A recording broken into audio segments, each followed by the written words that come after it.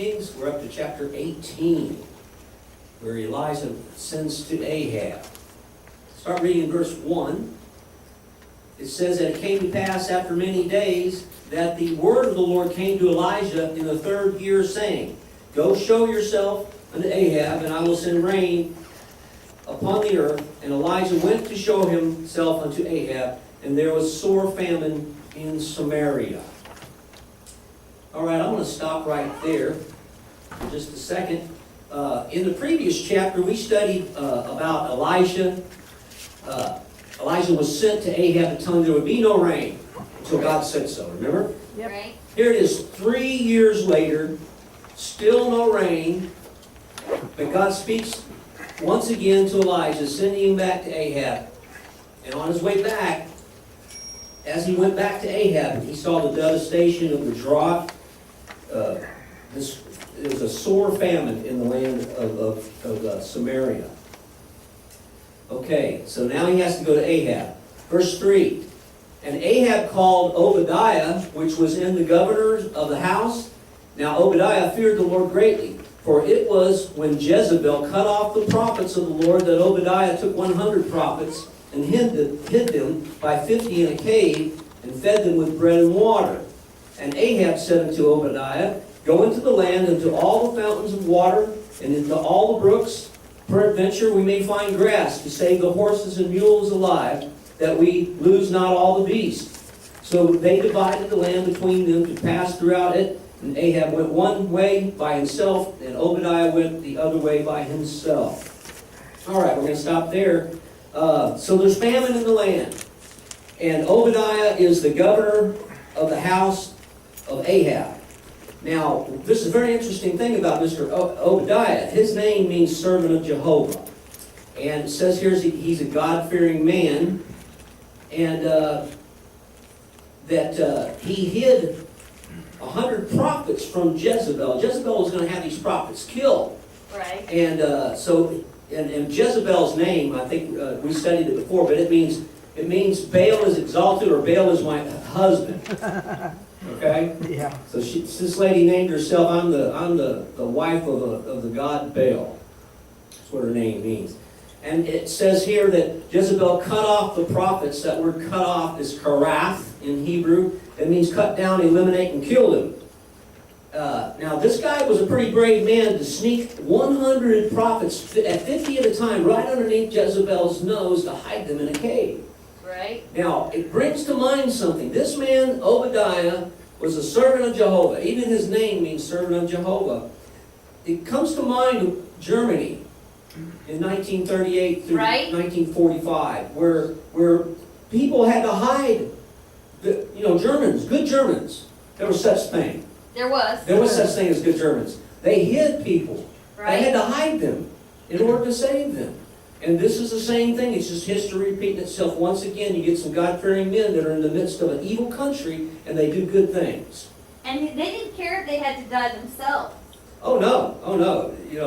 That's just that this guy Obadiah was right next to the king, his top governor, and yet he was helping Jewish people escape. Right. Prophets. Prophets. Because this Baal god was the bad god. That was the worst one. Of course, there's many Baal gods, actually. There's a whole pantheon of Baal gods. The times are getting tough. If the horses and the mules die, okay, this is what's happening. All the horses and the mules die. That would be like all of our cars stopping Right? Yeah. at the same time. Yeah. Which we've done that on 35 up here. Right. That happens all the time. Huh? That happens all the time. It happens all the time 35. here, right?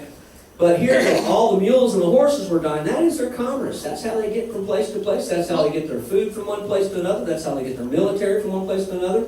And without that, all you are is a bunch of ants running around trying to eat. Well, that, and think about it, they were beasts of burden, so it's like, think about plowing, think about, Right? Couldn't even grow crops if you couldn't grow crops anyway because there's no rain no for water. 3 years, 3 years. And then he's told to go back to Ahab. Okay, so Obadiah goes one way looking for water, and Ahab goes the other way. Now, there was a 50-50 chance of who Elisha might run into. he might run into Ahab. Right, Ahab wants him killed, right. okay? But he runs into Obadiah. So let's read this in verse 7. As Obadiah was in the way, behold, Elisha met him, and he knew him, and fell on his face, and said, Art thou that Lord Elisha? And he said unto him, I am. Go tell thy Lord, behold, Elijah is here. And he said, What have I sinned, that thou wouldest deliver thy servant into the hand of Ahab to slay me? As the Lord thy God liveth, there is no nation or kingdom whither my Lord that hath not sent to seek thee.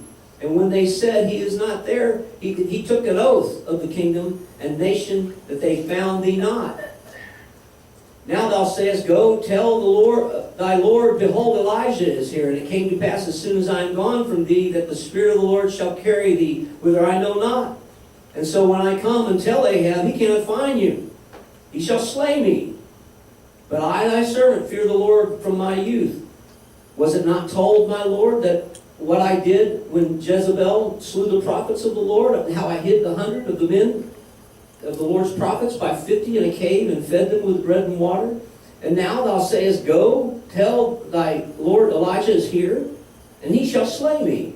And Elijah said, As the Lord of hosts liveth, before whom I stand, I shall surely show myself unto him today. So Obadiah went to meet Ahab and told him, and Ahab went to meet Elisha. Okay. Very interesting. Do you believe in divine encounters? Yes. Oh, absolutely. I do too. And Ahab, it was just like I say, Ahab could have met Elisha and probably had him killed, but he met Obadiah. Elisha ran into Obadiah. And he directs him to announce Elijah's presence. But believe me, every day can be a divine encounter. Be looking for them. Be looking for him. I truly believe that. Be looking for it. Okay, in verse 9, let me just recap some of this said. I had written some notes here. What? Have I sinned that you come condemn me to death? By sending me to Ahab? Obadiah tells Elisha that his wanted poster was in every country, far and wide. There was a wanted poster for Elisha everywhere. And that Ahab was going around making people promise in writing that he wasn't there. Right. Right? That's what this was saying, if you didn't get it in the King James. And I like Obadiah. He says, I know that God can transport you anywhere you want. Right. If I go there and tell Ahab that you're here, and then God transports you somewhere else, I'm dead. I'm dead. That's what he was saying. He says, and then he also goes to tell him, didn't you know that I was the guy who hid all the prophets? That's supposed to be a secret. You know that. Right. Well, sure. You know. Uh-huh.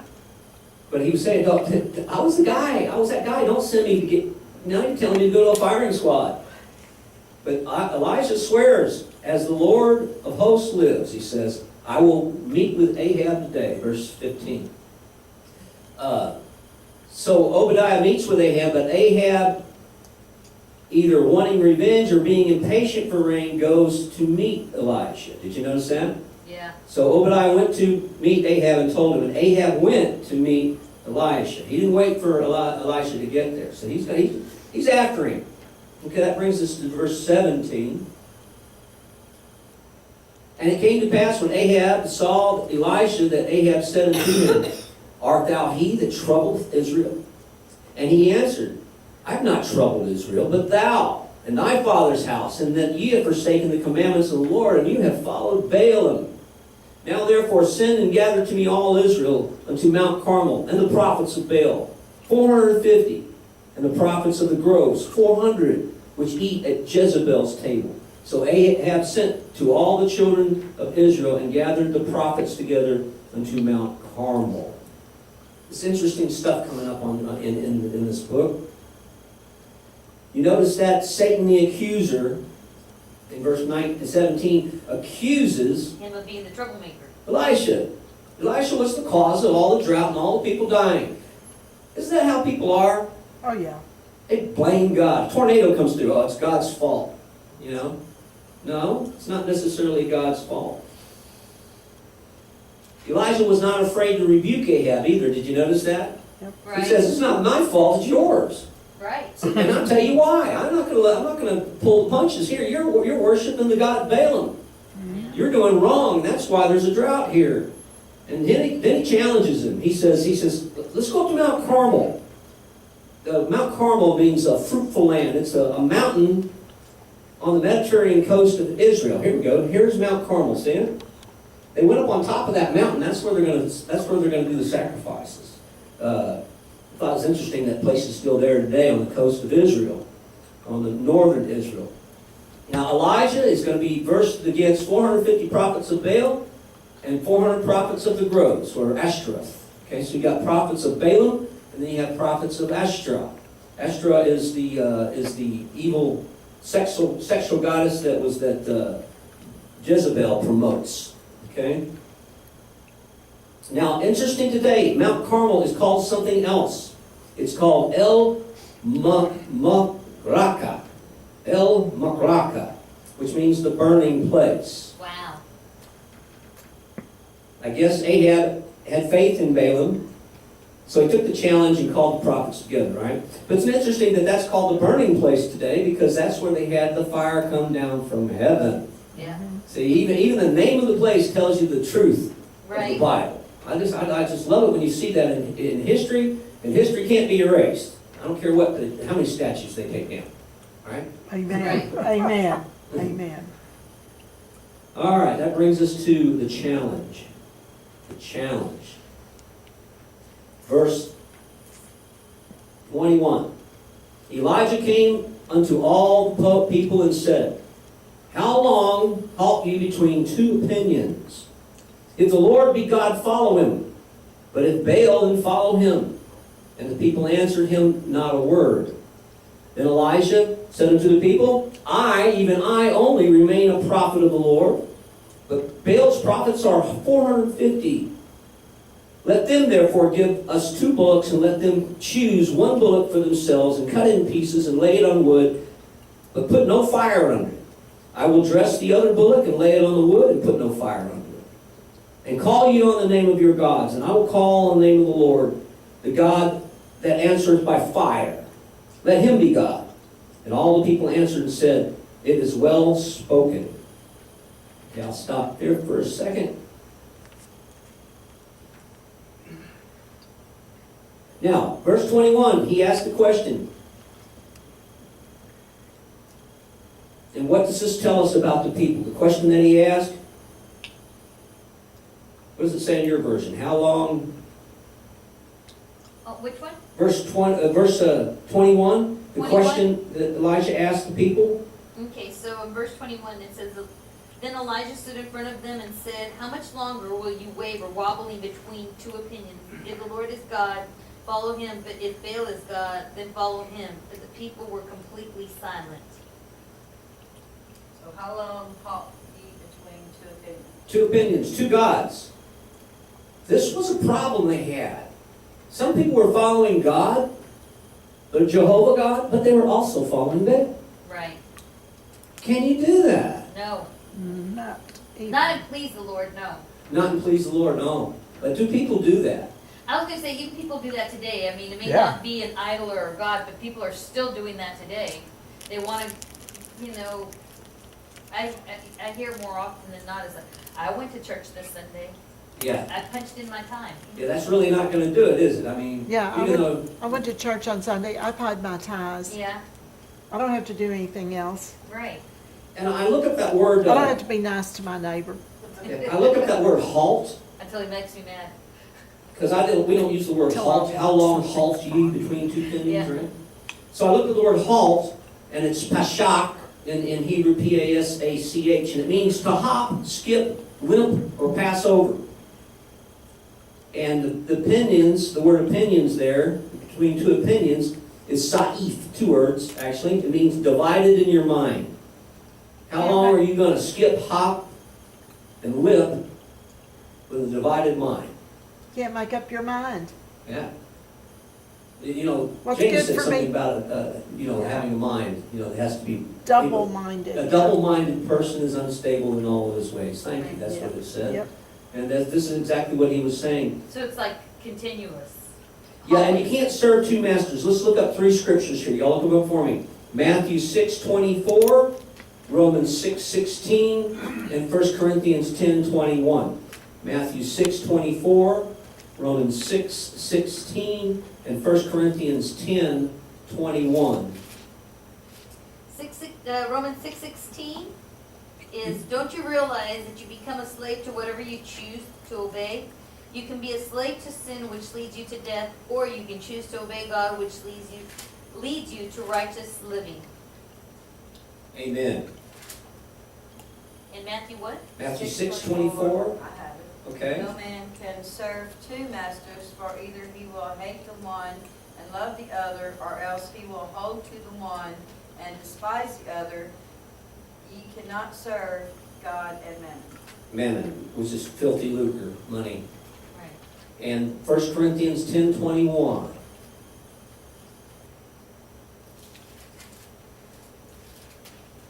Yeah, you can't serve two masters. You cannot drink the cup of the Lord and the cup of devils. You cannot be partakers of the Lord's table and of the table of devils. It's pretty clear, ain't it? It's very clear. Even though we don't have the problem of sacrificing to animals and eating things that are sacrificed to animals, but sitting at the table at the wrong table. I mean, but, you know, the best way that I like to put this so that we can understand God's point, because sometimes we have to get really basic, is in relationships, you know? You wouldn't like it if Joyce was hanging around with another man. Right. You know what I'm saying? Well, you know, something about a marriage relationship. I'll tell you, me and Joyce are a good example of a marriage relationship that has worked and has lasted. But one of the things that we have is that me and her are best friends. She Right. has friends, but she doesn't go out and just hang with them all the time. Right. All the time. Because if that happened, I wouldn't have had a wife. Right? Or if I went and hung out with my buddies, and that's all I did, Right? you know. But that's what God feels like. He says you're hanging out with the wrong person. Right. You're hanging out with Exactly. the wrong crowd, you know. So God is in control. And now in verse 22, I like this, that this is just one man of God against 450 devil worshippers. Look at that, right? Yeah. How overwhelming do you think that was? I think it's overwhelming, but I also want to point out there was supposed to be 400 more. The devil was already running away. There's 400 of them that just disappeared. I'm gonna. He said we're gonna go up there and call fire down from heaven. The 400 prophets of Ashtoreth said, I don't think my God could do that. Right. So they didn't participate, or they hid. They're not there. Okay. Okay, so what they did though in verse 23, I still got some time. One bullock each. A bullock is A bull. it's a bull, exactly. And cut it in pieces and put it on the altar of wood, no fire. And Elisha challenges them. Right? You know This what? was one of the most, well, there's a lot of most incredible miracles, but this was a really incredible miracle. It is, and also the fact that we have a mountain called the burning place. And I that- know. when I found that, it's like, that is pretty cool. This is so cool. This is just so cool. Yeah, and it is, and he challenges these prophets, and they agree. Now you think about this though, we're talking about 450 prophets, and you think about all the people that are watching this. This would be Exactly. like an event, Yeah. a big event. All the prophets are up there on the mountain, by the sea, Yeah. and they're calling fire down from heaven. And I think he picked a mountain just so that he could, so that you could see better. Yeah, also by the ocean where there's lots of water. Because remember, there was a drought. Where'd the water come from? Yeah. Come from the sea. I mean, Yeah. it's obvious. Okay, verse 25, and Elisha said unto the prophets of Baal, choose you one bullock of yourselves and dress it, for you are many, and call on the name of your gods, and put no fire on it. Okay. It basically says, since you're so many of you, why don't you go first? Yeah. Go ahead. You got more power. Yeah, he There's says, power in numbers. Call on your Elohim. That's what he said. Call on your Elohim. Yeah. Elohim's a plural word for God. You call on your Elohim first. And I mean, they get to choose, so there was no foul play. Yep. And here it is, verse 26. And they took the bullock which was given them, and they dressed it, and called on the name of Baal from morning until noon, saying, "O Baal, hear us." There's nothing to hear because there's There no was one there. no voice, nor any that answered.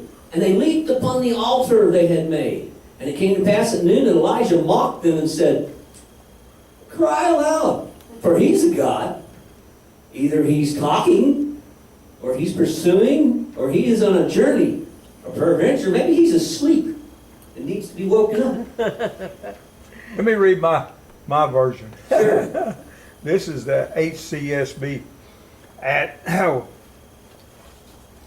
So they took the bull and gave them Harriet and called on the name of Baal for morning until noon, saying, "Baal, answer us." But you are so no sound, no answer. Then they danced, hobbled around the altar they had made. Yep. At noon, Elijah mocked them. He says, "Shout loudly, for he is a god. Maybe he thinks it's over. Maybe he has wandered away. Or maybe he's on the road. Perhaps he sleeps Yes, and good. wakes, will not wake." Then shouted loudly. They cut themselves the knives and spears according to their customs until blood gushed over them.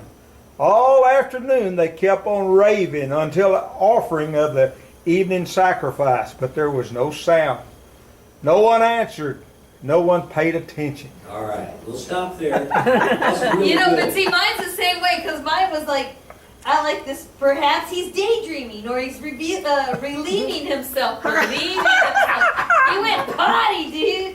And he goes, or make him take a trip or sleep. You know? I like It's really that one. good. You know, when we studied the book of Daniel, there was also Bel the dragon. The book Bel the dragon was not found in our Bible, but it is part of Daniel. And they had a dragon there that would eat food at night. You know, and you know Daniel figured it out because he seen footprints in the sand. Uh-huh. You Yeah. know, and so people were taking the food. And there was also a movie one time I watched. Y'all watch Tarzan movies? Oh, long ago. I used to watch the Johnny Weissmuller Tarzan movies. There was one called Tarzan and the Mermaid Gods of Baloo. Have you seen that one? No. It has George Zucca in it, which I like these kind of people. But they had this big head that would talk to you. And of course there was a guy in the background with a microphone, you know. Kind of like the Wizard of Oz. Just like the Wizard of Oz. Okay, but there was no answer. There was no answer. Let's read a couple scriptures here. Psalms 115, 4 through 8, and Jeremiah 10, 5. Psalms 115, 4 through 8. We'll finish this one part here, and then next week we'll see fire come down from heaven, okay? So we're going to have two parts on this one. That's good. It is good. So who has Psalms 115, 4 through 8? 4 through 8 is their idols were merely things of silver and gold, shaped of human hands. They had mouths but could not speak. They had eyes but could not see. They had ears but could not hear. Noses but could not smell. They had hands but could not feel. Feet that could not walk. And throat that cannot make a sound.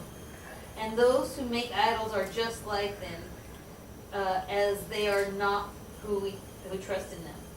Amen. How about Jeremiah 10, 5? They are upright as the palm tree, but speak not. They must needs be born, because they cannot go. Be not afraid of them, for they cannot do evil, neither also is it in them to do good. All right. Now, I want to point out something else before I close here. They cut themselves with knives. Okay? Yeah. And it says in King James, lancets. Lancets means a javelin or spear. So your version was correct. It's what's saying spears. Knives and spears. They cut themselves. And, you know, this is a pagan rite that exists today in a lot of different cultures. And also we see it prevalent in today with people piercing themselves.